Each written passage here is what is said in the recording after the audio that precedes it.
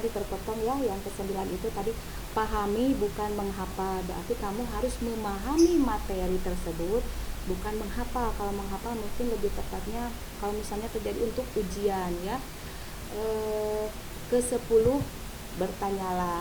Bertanya berarti kalau misalnya menemui hambatan, silakan kamu bertanya kepada Bapak Ibu guru ataupun kepada teman melalui diskusi tadi ya. Selanjutnya, coba terus meskipun gagal ya. Terus ya, jangan sampai kamu pesimis ya. Kemudian selanjutnya, sukai mata pelajaran tersebut. Menyukai mata pelajaran atau hal yang sedang dipelajari akan sangat berpengaruh terhadap keefektifan dan keberhasilan belajar kita. Dengan kita menyukai pelajaran, kita akan lebih bersemangat untuk menerima dan menyerap ilmu yang didapat. Hal ini berbeda jika kita merasa tidak suka belajar mata pelajaran itu. Tidak menyukai suatu pelajaran hanya akan membuat kita merasa terpaksa, betul tidak ya? Kalau kita tidak menyukai suatu mata pelajaran, misalnya mata pelajaran apa kamu tidak suka, biasanya akan sulit ya memahami materi yang diajarkan oleh Bapak Ibu guru tersebut. 13. Manfaatkan fasilitas yang tersedia. Misalnya untuk sekarang itu kan banyak ya media-media pembelajaran, bisa melalui internet, ada misalnya ruang guru, ataupun misalnya dari video dari YouTube ya. Memanfaatkan, apalagi di Karnas ya, disediakan wifi untuk menambah, mencari apalagi di Karnas itu ya, disediakan wifi untuk menunjang pembelajaran. Kemudian selanjutnya 14, buat review materi yang tadi, kemudian yang kamu pelajari direview kembali. 15, hampir sama, kesimpulan. Nah, kemudian ajarkan, bisa diajarkan kepada teman. 16, latihan soal. Setelah kamu membuat kesimpulan, kemudian mencoba untuk membuat latihan soal, atau berarti kamu sudah paham atau belum terhadap materi tadi. Kemudian sekarang kan sedang pandemi COVID-19 ya. Ibu berharap walaupun pembelajaran saat ini dilaksanakan secara daring, tapi kita harus tetap bisa ya belajar secara efektif. Nah, ini tipsnya ya. Yang pertama itu, temukan ruang belajar yang tenang dan nyaman, tidak bising mungkin ya. Kedua, siapkan perlengkapan belajar dan letakkan di tempat yang terjangkau, jangan sampai berjauhan ya. Ketiga, pastikan jaringan internet kuota tersedia dan juga komputer ataupun laptop ataupun HP-nya dalam kondisi baik ya. Keempat, perhatikan jadwal belajar dari sekolah, kemudian coba membuat jadwal baru. Misalnya kamu jadwal dari sekolahnya itu pagi sampai siang. Nah, kamu atur kembali, kira-kira untuk memahami materi ini saya harus membuat jadwal lagi nih supaya paham.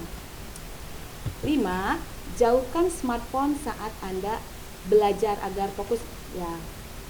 Biasanya ya dialami oleh ibu juga, kalau misalnya kita sedang mengerjakan suatu tugas, kemudian ada handphone nih di depan kita, langsung lihat misalnya Facebook, IG, biasanya perhatian kita langsung teralihkan ke media sosial. Jadi kalau misalnya mau belajarnya efektif, smartphone-nya disimpan dulu saja ya. Keenam, jaga kesehatan, termasuk olahraga, minum air mineral, makan makanan yang bergizi, dan ingat, rajin cuci tangan. 7, berdiskusi secara online bersama teman ataupun guru, bisa melalui grup WA kelas ya, ataupun Google Classroom. Sudah dipasang Google Classroom-nya anak-anak? Kemudian yang terakhir nih, membuat catatan atau review materi dengan peta konsep, ringkasan atau teknik lainnya. Berarti membuat catatan nih atau kesimpulan ya dari materi yang kamu pelajari itu. Selanjutnya, teknik belajar efektif. Nah, yang pertama itu, hindari sistem kebut semalam. Ayo, siapa yang suka seperti itu? Suka misalnya besoknya mau ulangan, malamnya semalaman digunakan untuk mempelajari, menghafal materi. Masuk tidak itu? Ini ya, sistem kebut semalam merupakan sebuah sistem belajar ekstra cepat yang baru dilakukan H-1 dari tanggal ujian. Siswa akan mati-matian nih mempelajari materi ujian hingga rela mengurangi jam tidur, bahkan tidak tidur. Akhirnya ke sekolah ngantuk deh, ya.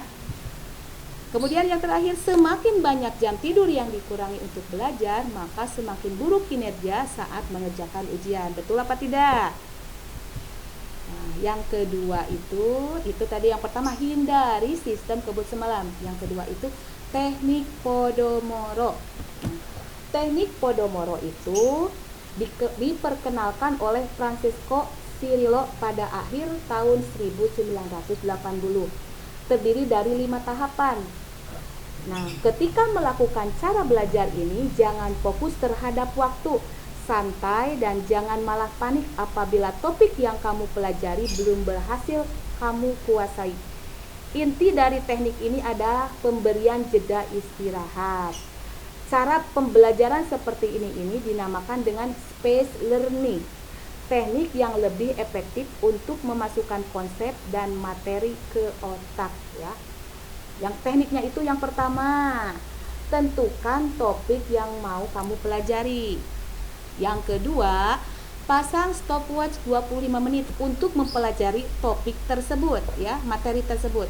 Ketiga, fokus pelajari materi yang tadi selama 25 menit. Nah, setelah 25 menit, istirahat 5 menit, ya.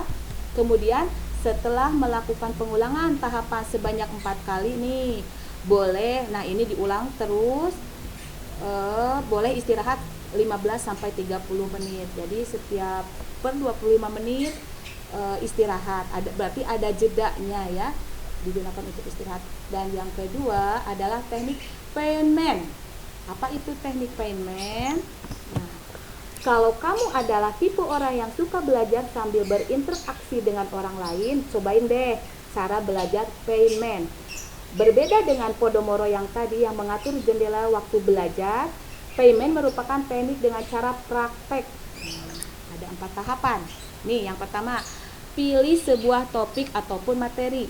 Yang kedua, ajarkan topik tersebut dengan bahasa yang sederhana ke orang awam, berarti ke orang yang belum bisa, ya.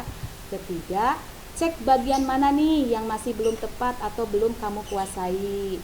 Terakhir, pelajari bagian itu lalu ulangi tahapannya ke awal, pelajari topiknya, materinya, ajarkan lagi ke teman yang belum bisa, cek mana nih yang belum kamu kuasai, ya. Itu saja. Nanti Ibu akan memberikan link mengerjakan soal-soal terkait cara belajar efektif melalui Bapak Ibu wali kelas. Sekian pemberian materi dari Ibu. Wassalamualaikum warahmatullahi wabarakatuh.